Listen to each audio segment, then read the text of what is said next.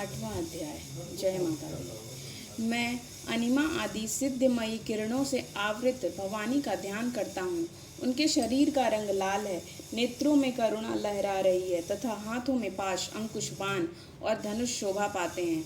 ऋषि कहते हैं, चंड और मुंड नामक दैत्यों के मारे जाने तथा बहुत सी सेना का संहार हो जाने पर दैत्यों के राजा प्रतापी शुंभ के मन में बड़ा क्रोध हुआ और उसने दैत्यों की संपूर्ण सेना को युद्ध के लिए कूच करने की आज्ञा दी।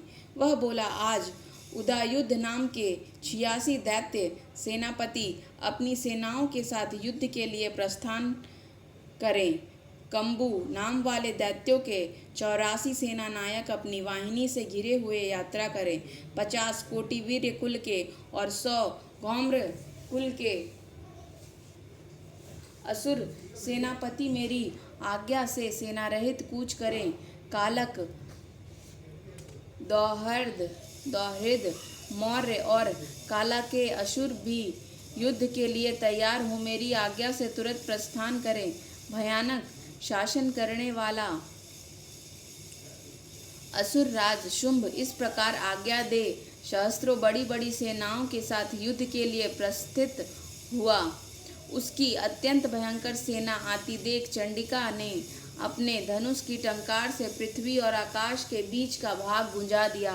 राजन, तदंतर देवी के सिंह ने भी बड़े जोर जोर से दहाड़ना प्रारंभ किया। फिर अंबिका के घंटे के शब्द से उस ध्वनि को भी बढ़ा दिया। धनुष की टंकार, सिंह की दहाड़ और घंटे की ध्वनि से संपूर्ण दिशाएं गूंज उठी।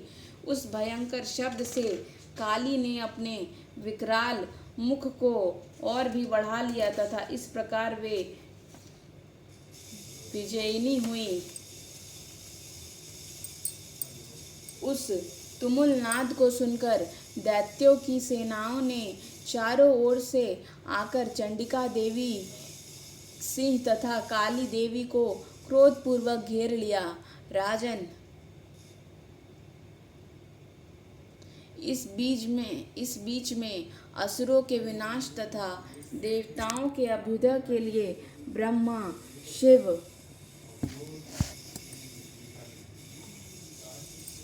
कार्तिकेय, विष्णु तथा इंद्र आदि देवों की शक्तियां, जो अत्यंत पराक्रम और बल से संपन्न थीं, उनके शरीरों से निकलकर उन्हीं के रूप में चंडिका देवी के पास गई।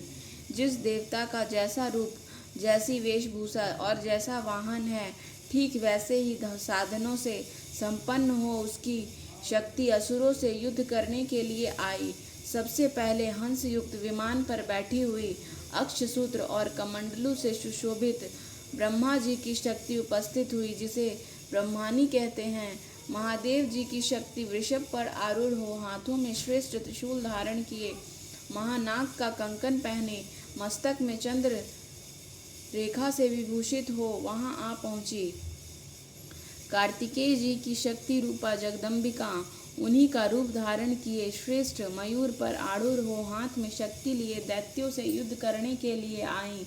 इसी प्रकार भगवान विष्णु की शक्ति गरुड़ पर विराजमान हो शंख, चक्र, गदा, शांग, धनुष तथा खड्ग हाथ में लिए वहां आई। अनुपम यज्ञ वाराह का रूप धारण करने वाले श्री हरि जो शक्ति हैं, वह भी वाराह शरीर धारण करके वहां उपस्थित हुई। नारसिंगी शक्ति भी नारसिंह के समान शरीर धारण करके वहां आई। उसकी गर्दन के बालों के झटके से आकाश के तारे बिखरे पड़ते थे। इसी प्रकार इंद्र की शक्ति व्रज हाथ में लिए गजराज ऐरावत पर बैठकर आई। उसके भी सहस्त्र नेत्र थे। इंद्र का जैसा रूप वैसा ही उसका भी था। तदंतर उन देव शक्तियों से घिरे हुए महादेवी जी ने चंडिका से कहा, मेरी प्रसन्नता के लिए तुम शीघ्र ही इन असुरों का संहार करो। तब देवी के शरीर से अत्यंत भयानक और परम उग्र चंडिका शक्ति प्रकट हुई, जो सैकड़ों गीदड़ियों की भांति आवाज करने वाली थी। उस अपराजिता देवी ने धूमिल जटा वाले महादेव जी से कहा, भगवान आप शुंभ निशुंभ के पास दूत बनकर जाइए और उन अत्यंत गर्वीले दानव शुंभ और एवं निशुंभ दोनों से कहिए, साथ ही उनके अतिरिक्त भी जो दानव युद्ध के लिए वहां उपस्थित हों उनको भी यह संदेश दीजिए, दैत्यों यदि तुम जीवित रहना चाहते हो तो पाताल को लौट जाओ, इंद्र को त्रिलोकी का राज्य मिल जाए और देवता यज्ञ भाग का उपभोग करें। यदि बल के घमंड में आकर तुम युद्ध की अभिलाषा रखते हो तो आओ, मेरी शिवाएं योगिनियां तुम्हारी कच्चे मांस से तृप्त हों। चूंकि उस देवी ने भगवान शिव को दूत के कार्य में नियुक्त किया था, इसलिए वह शिवदूती के नाम से संसार में विख्यात हुई। वे महादैत्य भी भगवान शिव के मुंह से देवी के वचन सुनकर क्रोध में भर गए और जहाँ कात्यायनी विराजमान थी उस ओर बढ़े। तदंतर वे दैत्य अमर्ष में भरकर पहले ही देवी के ऊपर मान शक्ति और ऋषि आदि अस्त्रों की वृष्टि करने लगे। तब देवी ने भी खेल खेल में ही धनुष की टंकार की और उससे छोड़े हुए बड़े बड़े बाणों द्वारा दैत्य के चलाए हुए बाण शूल शक्ति और फरसों को काट डाला।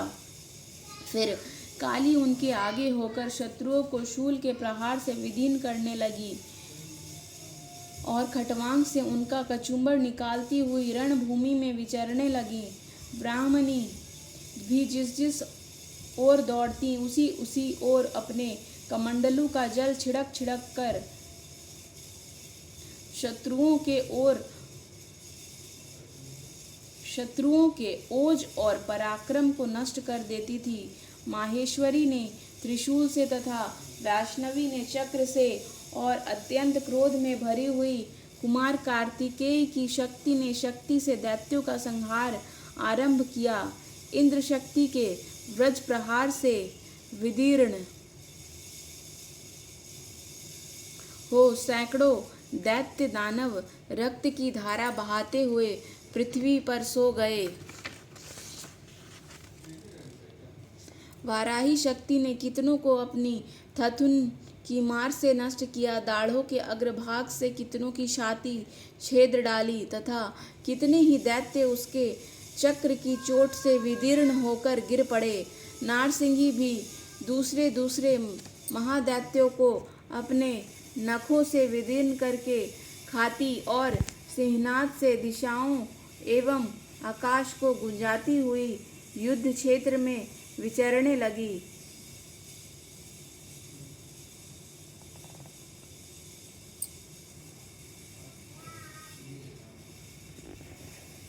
कितने ही असुर शिव दूती के